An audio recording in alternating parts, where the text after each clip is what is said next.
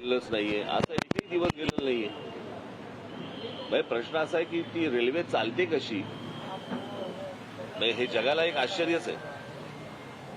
खरं तर अनेक वर्ष याच्यावरती अनेकदा मुंबईतल्या लोकांनी हा गोष्ट केंद्र सरकारला सांगितली की त्याच्यासाठी एक वेगळं महामंडळ तुम्ही करा, ते रेल्वे मंडळच वेगळं करा.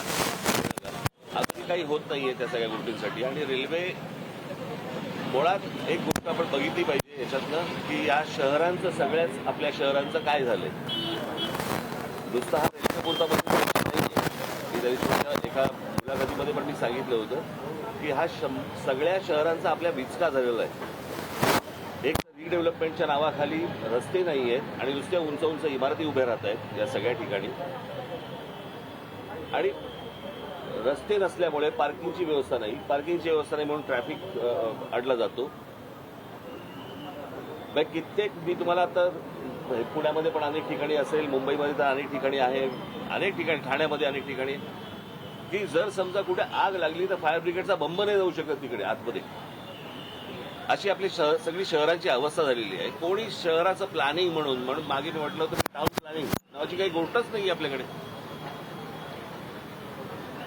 मी गेले इतके वर्ष जे मी तुम्हाला सांगतोय की बाहेरून येणारे जे लोंढे आहेत आपल्या सगळ्या शहरांवरती आदळणारे, याच्यातनंच ही रेल्वे कोलमडली कशासाठी. रेल्वेचा बोजवारा उडालेला आहे, सगळ्या अख्ख्या ट्रॅफिकचा बोजवारा उडालेला आहे.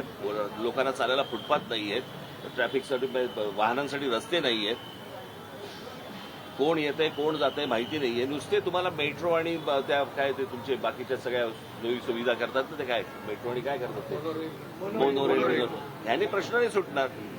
मुंबईमध्ये मोनोरेल्स आहेत, मेट्रो आहे, सगळ्या गोष्टी रेल्वे आहे, बरोबर आहे. मग गाड्यांचं रजिस्ट्रेशन थांबलं का? 2 व्हीलर 4 व्हीलरचं रजिस्ट्रेशन थांबलंय का? नाही थांबलंय. म्हणजे त्या गाड्या येतातच आहेत. मग ही नक्की मेट्रो कोण वापरतंय, मोनोरेल कोण वापरतंय, कोण काय करतंय, काही कोणी पाहायला तयार नाहीये. सगळेजण फक्त आपले निवडणुका आणि बस प्रचार आणि सगळ्या याच्यातच सगळे गुंतलेले आहेत. शहरं म्हणून याच्याकडे बघायला कोणी तयार नाही. आणि शहरांबद्दल बोललेलं याच्यावरती तुमच्या चॅनलवरती त्याला किंमत नाही.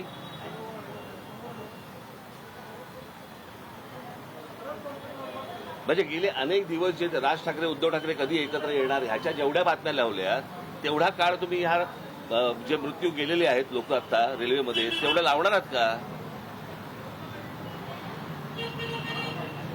आपण कशाला महत्व द्यायचंय, कोणत्या गोष्टीला महत्व द्यायचंय हेच समजेल असं झालंय सगळ्या गोष्टींमध्ये. जर या शहरांच्या गोष्टी, तुम्ही सगळे शहरामधले पत्रकार आहात, तुम्ही या शहरातल्या गोष्टींकडे जास्ती फोकस करा. सरकारचं लक्ष कसं जाईल या गोष्टींकडे याचं तुम्ही ह्याच्यावरती लक्ष दिलं पाहिजे तुम्ही. बाकीच्या सगळ्या गोष्टी फार मामूली आणि इतर सगळ्या किरकोळ गोष्टी आहेत. जे काय राजकारण चाललं, तुला काय वाटतं, तुला काय वाटतं, तुला काय वाटतं. दुर्दैव आहे. मला असं वाटतं केंद्र सरकारने या गोष्टींकडे लक्ष दिलं पाहिजे, तातडीने लक्ष दिलं पाहिजे. ती रेल्वेमध्ये त्या प्लॅटफॉर्मवरती रोजची जर समजा तुम्ही गर्दी बघितली तर लोक आतमध्ये कसे शिरतात आणि कसे बाहेर येतात.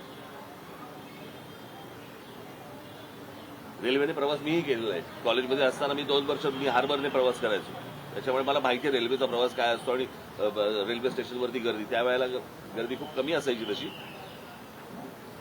पण ज्या प्रकारचे आपण रेल्वे प्लॅटफॉर्म बघतोय आता, तुम्ही संध्याकाळी तुम्ही मुंबईचा प्लॅटफॉर्म बघून दाखवा, तुम्ही आज शिरून दाखवा मला त्या ट्रेनमध्ये. आणि त्याच्यानंतर ती सगळेजण जे प्रवास करत असतात त्यांच्या चेहऱ्यावरती एक स्मित हास्य असतं किंवा काही बाबा असे काही विलक्षण आहे ते सगळं. हा अपघात घडला बरेचदा प्रवासी तक्रार करतात, खूप एक डेंजर कर्व आहे, म्हणजे बरेचदा 2 गाड्या जेव्हा क्रॉस होतात आणि त्यामुळेच हा कर्व असल्यामुळे 2 जेव्हा लोक क्रॉस करत होते हे काय असले की बरोबर लटकतात. बरोबर, हे काय नव्याने हा काउंट निर्माण नाही झालाय, हे माहिती आहे ना लोकांचं. कळलं का? रेल्वे मंत्री म्हणून काय करतात. आता हे सगळं आनंद आहे त्याचा, रेल्वे मंत्र्यांनी राजीनामा द्यावा. राजीनामा कशाला द्यावा, जावं तिकडे बघावं काय चाललंय ते सुधारावं. फेऱ्यांची संख्या वाढत नाही त्यातलं हे सगळं. अहो तुम्ही एकदा मुंबईच्या रेल्वेमधनं प्रवास करून बघा, मग तुम्हाला कळेल मी काय म्हणतोय ते. रेल्वे ऍडमिनिस्ट्रेशनचं म्हणणं याच्यावरती की त्याचा क्लोज डोअर सिस्टीम म्हणणार आहे, याच्या आधी जशी एसी लोकलला होती. तुम्हाला ते फिजिबल वाटतं? प्रश्न अहो कसे माणसं राहतील आतमध्ये गुदमरून मरतील.